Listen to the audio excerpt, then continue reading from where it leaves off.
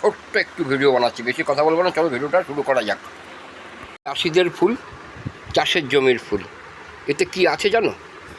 প্রথম কথা, ছোটোদের হাতে, বাচ্চাদের হাতে একদম দেবে না, কারণ এতে প্রচণ্ড পরিমাণে মেডিসিন স্প্রে করা থাকে ফুলটাকে সতেজ রাখার জন্যে, যেটা আমরা ঘাঁটতে ঘাঁটতে আমাদের হাত মোটা হয়ে যায়, আঙুল মোটা হয়ে যায় আমাদের ঘাঁটতে ঘাঁটতে।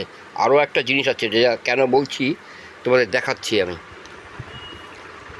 প্রচণ্ড পরিমাণে স্প্রে করে, বাচ্চাদের স্কিন একদম হালকা, তাদের প্রভাব পড়তে পারে, তাদের হাতে ঘাঁটতে দেবে না বাচ্চাদের, ছোটোদের ঘাঁটতেই দেবে না। আমাদের স্কিন তবুও সহ্য পাবে না বা ছোটোদের।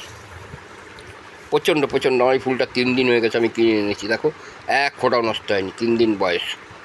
আর ফুলের মধ্যে একটা আশ্চর্য জিনিস দেখবে যে কী থাকে এর ভেতরে, চলো দেখাচ্ছি। এই দেখো,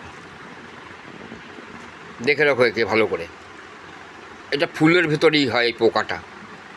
শীতের সময় বেশি হয়, এখন তো বর্ষাকালে দেখছি যে পোকা শীতের শেষের দিকে বেশি হয়, চৈত্র মাসে আসে, ফাল্গুন চৈত্র মাসে গিয়ে পোকার পরিমাণটা বাড়ে আরও। দেখেছো পোকা কত বড়, আরও বড় বড় পোকা গিজ করে ফুলের মধ্যে, ভাবতে পারবে না যে কী পরিমাণে পোকা হয়। দেখে রাখো ভালো করে এই পোকাটাকে ফুলের। তাই বলছি যে ছোটোদের হাতে একদম দেবে না।